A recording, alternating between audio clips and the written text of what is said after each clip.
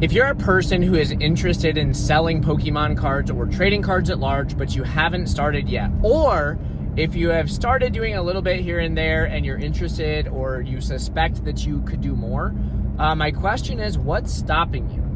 Why are you not doing that? I bring this to your attention because right now the Pokemon market is obviously booming. You could ask anybody whether they've been here for 10 years or 10 days, and they will tell you that the market is booming. We've got more cards selling more frequently than ever before in recorded history for this stuff. You've got cards hitting higher prices than they've ever realized in most areas of the market, not all. With that said, what is stopping you from trying? What's stopping you from growing and seeing what works? Because if not now, the question becomes when. Maybe your defensive take could be, and I'm not saying defensive in terms of you're on your back foot, feeling self-conscious or whatever, but maybe your response is, I just kind of want to wait till things cool down, get my bearings. Well, I bring this to you because if that is what you think is logical, you're mistaken. You're mistaken because what I just described to you is that more cards are selling more quickly than ever. So higher sales volume and also higher sell-through on any given card, period, across the board, at likely higher prices than ever for most things that you're probably interested in. And so what that means is the risks associated with trying are so much lower than they would otherwise be. If you turn this upside down, and let's look at the argument made waiting until later on, okay?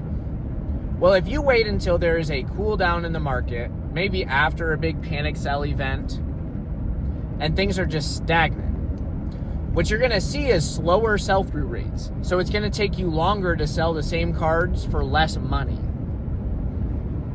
If you sell right now, even if you send off your first submission to PSA or CGC or whomever, and you get absolutely dunked on, kicked in the pants, well, the downside is not as bad because you're going to be able to sell all those losses and recoup your money at a higher dollar amount faster than you will in the alternative market that you're thinking about waiting for.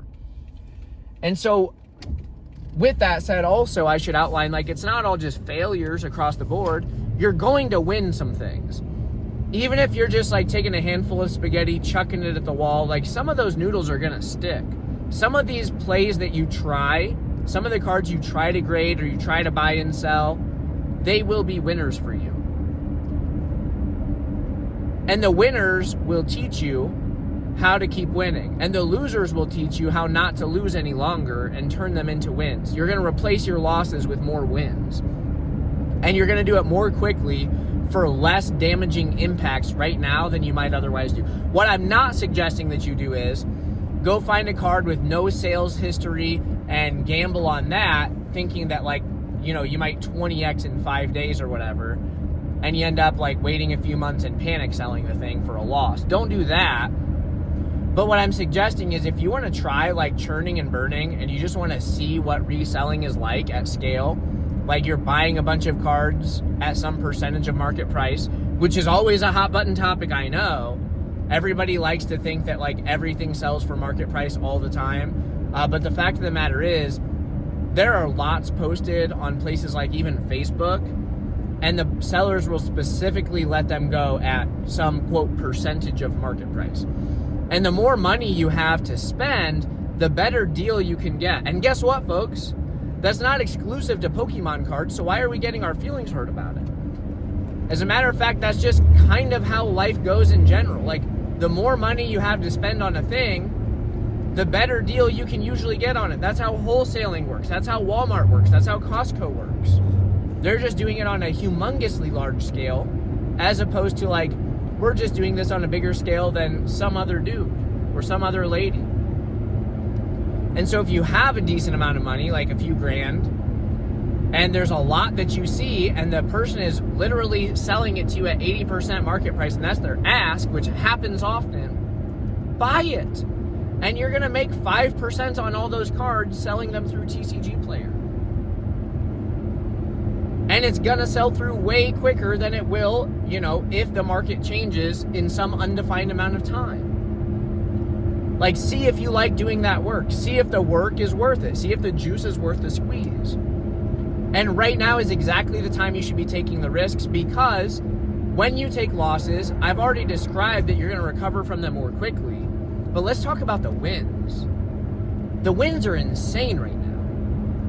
In stagnant markets like we saw in like 2022, 2023 specific, into 2024 as well, the market was still good. Don't get me wrong. There are plenty of opportunities where you could spend money and make money. There are plenty of opportunities where you could grade a PSA 10 in almost any language and it would sell for more. It would bring you a net profit.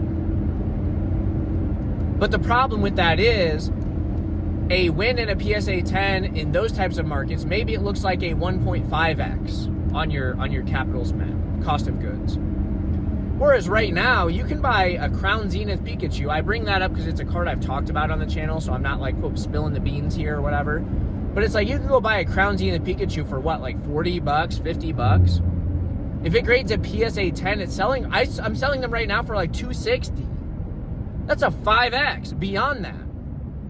So your wins are explosive right now. There's a tremendous upside to trying right now, and the downside is still like tremendously in your favor, even when you lose. And it's like, okay, well, I don't want to be losing money, so I'm just a little bit nervous. And so I want to go into a more predictable place. Like, let's say I buy it 80%, but the market changes tomorrow. And then that 80% I paid is actually 110% of the new market price, okay? Sure. Sell through it all and try again.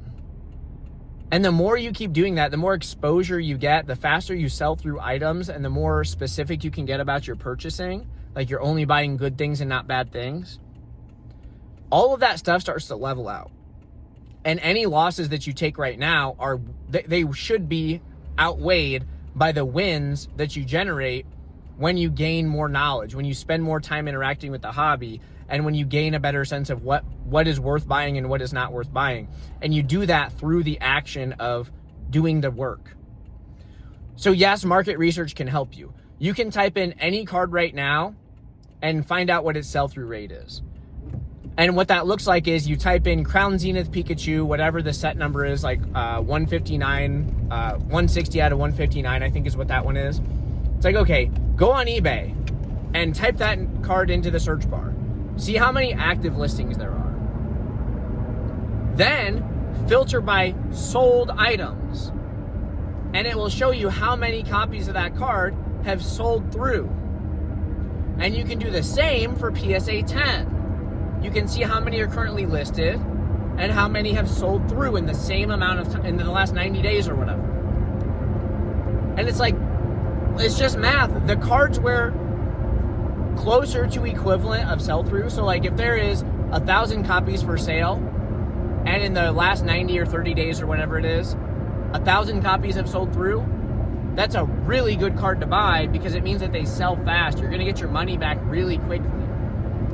If there's 1,000 cards listed and there's only been 5 sales, no bueno, not worth your time. So having the information of like that side of things, ultimately helpful. And you can kind of get a good hedge, like a good head start on what to buy or not buy by gleaning some of that information. But at the end of the day, what you'll find is that's just popularity. So like the popular cards sell fast. And so if you want to sell your cards fast, buy the popular ones. And if you want to grade PSA 10s, then go to the pop report and look at the cards that have very high pop reports. That suggests that they're easier to grade, which means your likelihood of getting a PSA 10 is going to be greater. Oh, but if it's high pop, the price could come crashing down. I don't know if people actually like it because it's high pop. Okay, again, I'm going to refer you to checking the sell-through rate. High pop is often, but not always, indicative of high demand. And high demand cards sell fast. So if it is profitable to grade a card in PSA 10 and sell it in that form, and it sells extremely quickly in that form, and also it sells fast raw, then why are you not buying that card? because that means that even if it shows up ungradable, you're going to get out quickly. And if it hits a PSA 10, which it should have a high chance of doing that, according to the Pop Report, you've got a high likelihood of making money. And if it works for you, keep doing it. And if it doesn't work for you, you gave it a good try. If it's not interesting, if you find that you can make way more money doing something different in your personal life, depending on your skill set outside of this space, then go do something different. But right now is exactly the time that you should be trying. Waiting for a stagnant market, your sell-through rate is going to be slower, you're taking bigger risks, your losses are going to take longer to recoup, and your profit margin isn't going to be as big. So waiting to get your bearings is exactly the wrong move. So I raise the same question again. If you're interested in selling Pokemon cards, you've thought about it, or maybe you're just doing it a little bit on the side, I'm going to raise the same question to you. Why not now? Hope this one helps motivate you or get you actually taking action. This is exactly a call to action. Obviously, again, there's going to be wins and losses, but like every person who's doing business in this space at a high scale is going through that. Everybody has wins, everybody has losses. I've been grading cards for a decently long time. I have graded a lot of PSA 10s and a lot of PSA 9s. Sometimes I make money on the 9s still, but often not. But I still continue to do it because at the end of the day, number gets bigger. So figure it out. See if it's going to work for you, and at least you'll know at the end of the day that you made a solid effort and that was worth solving nonetheless. Thank you guys for watching, and I hope to see you on the next one.